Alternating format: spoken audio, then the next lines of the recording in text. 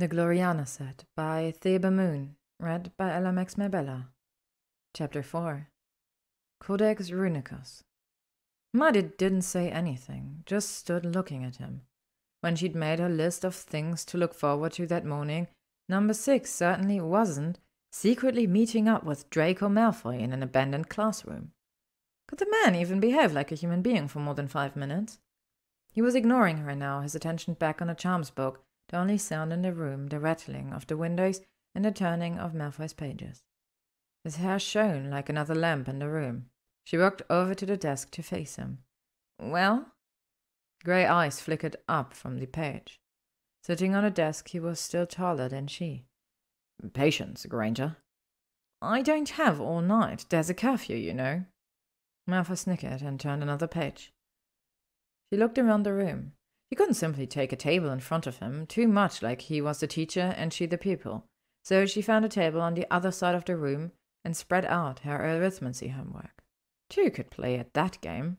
A full half-hour passed that way, with Hermione pretending to do arithmancy and Malfoy pretending to read about charms, until Malfoy finally put his book down and uncrossed his legs. This is ridiculous, Granger. For Merlin's sake, get over here. This is a very nice table. There's no reason to move. No? Malfoy pulled a square bundle out of his bag, wrapped in white cloth. He placed it on a desk, then lay beside it another bundle of the same size, but more rounded. I think you have 2 reasons to come here, Granger. Nuts, he had her. Hermione gave a long-suffering sigh and stood, picking up her runes essay and the Muggle notebook and a pen. Malfoy watched her walk towards him, eyes ranking her up and down, a small smile on his lips. She felt herself flush. Reaching the desk, she touched the square bundle, glancing at him for permission. These artifacts were his, after all, no matter how ill-gotten. He nodded, and she set down her things and unwrapped the white cloth. She let out a breath she didn't know she was holding as the manuscript emerged. It was illuminated with moving figures and shifting runes. The Codex Runicus, she breathed, from the 1300s. The magical Codex Runicus, Malfoy corrected. 1 of 5 copies in existence. How did you ever get this? He shrugged. Nobody knows. Passed down over the centuries. You probably wouldn't tell her anyway, Hermione thought, running a hand over the vellum. How amazing to be a part of a magical history in such a way. What would it be like to be born in such a family, practically magical royalty, and then... What is it? What are you thinking about? Malfoy asked suddenly. You Malfoys? She answered absently, her eyes devouring the manuscript on the desk. So much magical history, riches, ancient artifacts, and yet you hoard your legacies like dragons breathing flames, seeing nothing but enemies around you, destroying your reputation and your souls. Such a waste. Malfoy's face turned wide, his hands curled into fists, but Hermione didn't notice. Her eyes were on the Codex as she followed her train of thought. Go on, he said in a ragged whisper. What are you thinking now? The future, Draco. What you could do with such a legacy. My legacy is nothing but evil, he said. Our hands are bloody, our very name is black. She looked up at him now, caught by something in his voice. It doesn't have to be, she said simply. Malfoy stared at her for a moment, then leaped off the desk in a fluid motion. With a wave of his wand, he wrapped up the manuscript and both bundles flew into his bag. Curfew, he said curtly. He slung his bag over his shoulder and walked quickly out of the room. Hermione sighed and picked up her own things. She left the classroom once again, lighting her way with her wand. Look what you've done. You've all the sensitivity of a hungry Ron Weasley. She wasn't sure what she was more upset about, Malfoy's departure or the fact he took the manuscript and runestone with him. At 6 a.m. the following morning, Hermione was up again, trying to write in her journal. 5 things to look forward to.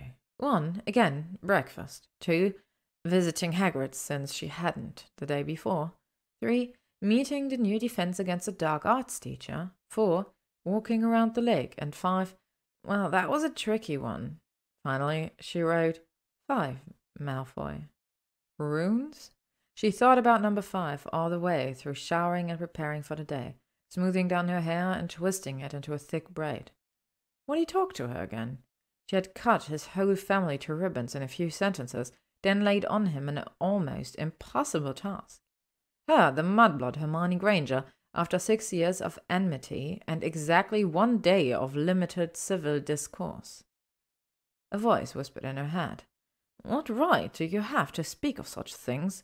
What? You think you belong in this world?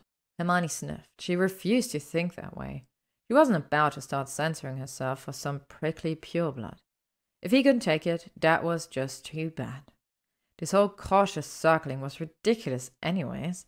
They weren't friends or even study pals. Sighing, she leaned her forehead against the cold window pane, looking down at the Quidditch pitch below. Her heart leapt. There it was, that flying shadow, sailing against the rising sun. Almost impossibly graceful. Who was that? It was too long and lanky to be Ginny, and she never flew in such intricate patterns. If Hermione didn't know better, she'd think it was Harry. She stood by the window, watching the figure chase the tiny silver snitch until Ginny's wand began sounding an alarm, then grabbed her back and left. What's the matter, Hermione? Ginny asked at breakfast. Hermione gave her friend a weak smile and used her fork to nudge her tomato closer to her sausage. Malfoy hadn't shown up to breakfast. Not that she cared. Nothing. How was Quidditch practice? Hermione asked. Perhaps she should apologize to him. For what? Speaking her mind. Brilliant, Ron cried. We have some hot new talent coming up. The Lundy twins are amazing beaters, Ginny said. Hermione nudged her sausage closer to her toast. Would Malfoy even accept an apology? Brother and sister, they'll be almost as good as Fred and George. Ginny choked suddenly and looked at her blade. Hermione looked up at the mention of the Weasley twins and put her hand over Ginny's. That's great, Ginny, she said softly. Slytherin's trials are tomorrow night, Ginny said, and the first match will be Gryffindor versus Slytherin. You'll be at the match, right? Wouldn't miss it, Hermione said, smiling at Ginny and Ron as she stood. She tried to talk to Malfoy, not to apologize. He did ask her what she was thinking, but to reassure him it wasn't some kind of pet charity project. She spent the walk to the Ancient Runes classroom pondering what she would say, but it was all wasted anyway because Malfoy wasn't outside the door. He arrived to class at the very last second, sliding into his seat across the aisle and ignoring her. He ignored her in potions as well, and he worked in silence, adding ingredients to their draught of peace. Slughorn, obviously, was looking for a quiet day. It almost worked. Lavender chattered happily, drawing a few polite responses from Malfoy, and the whole period would have passed without incident if it hadn't been for Ron. Ron had entered the class with his usual frown, but as it became increasingly clear that Hermione and Malfoy weren't speaking, his face cleared. He looked between them with glee, chopping his Valerian root with a jaunty flick of his knife. So, Hermione, he said, putting a hand on her shoulder and drawing her closer. Looking forward to Hogsmeade? I know I am. Yes, I like visiting the village, she said coolly, stirring the potion before her hair and sniffing the steam to calm her irritation. I like visiting the village with you, Ron murmured into her hair. She cast him a glare that clearly said, back off, and Ron moved away, still smiling. This little byplay had distracted him, though, and he'd forgotten his 7 stars.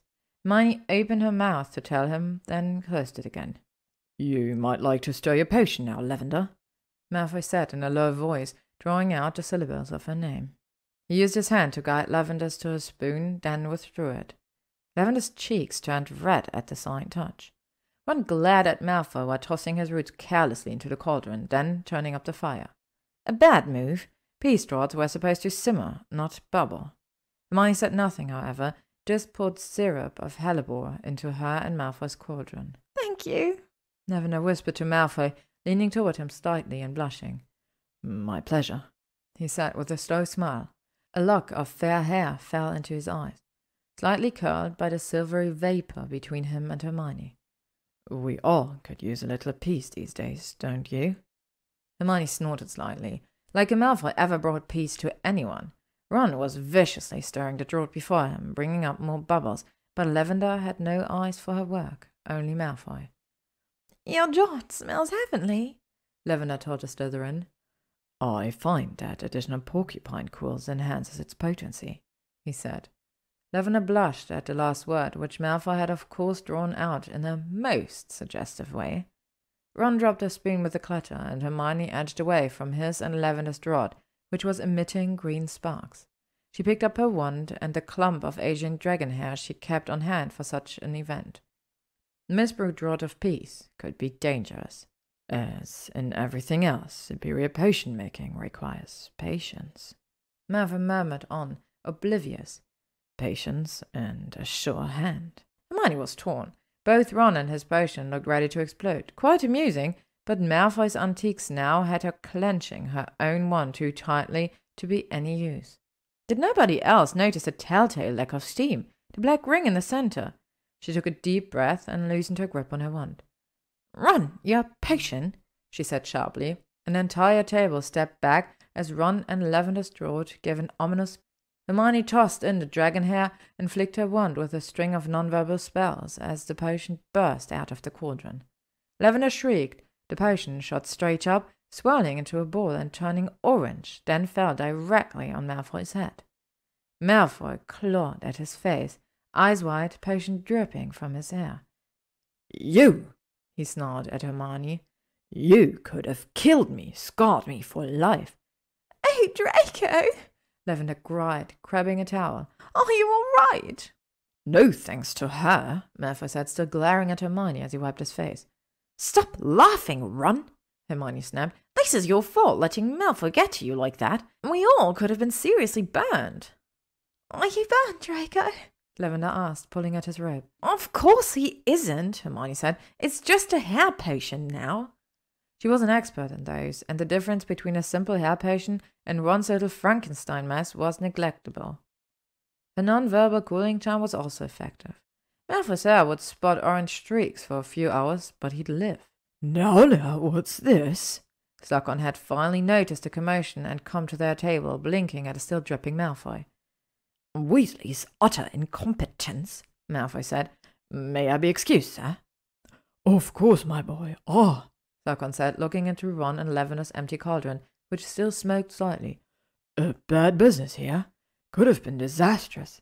Mr. Weasley, Miss Brown will need to come after class and brew this draught again." He sniffed the cauldron before Hermione. "Well done, Miss Granger. I suggest you all take a sip after such a scare." With that, the professor drifted away, and the rest of the class returned to their own potions. "It was worth it," Ron said. "All of it, the amazing orange ferret." "Shut up, Ron," Lavender hissed. "You'll never like me now." "Good," Ron snapped back at her. "Here, both of you," Hermione said, passing out a small metal tumbler of peace draught and taking a sip herself. "Drink up." "Class is dismissed," Slughorn called in the relieved tone that was beginning to characterize the end of advanced potions. "Leave your label bottles on the tables." With a sweep of her wand, Hermione vanished the remainder of her and Draco's potion and whisked her books into her bag. She felt strangely unsatisfied by her behavior. As she left the classroom, Lavender's words echoed in her mind. "He'll never like me now." To be continued. Thank you for listening to The Gloriana set by ThebeMoon, read by Alomax Mabella. If you would like to stay up to date on upcoming chapters and stories, you can follow me on AO3, YouTube, or Spotify.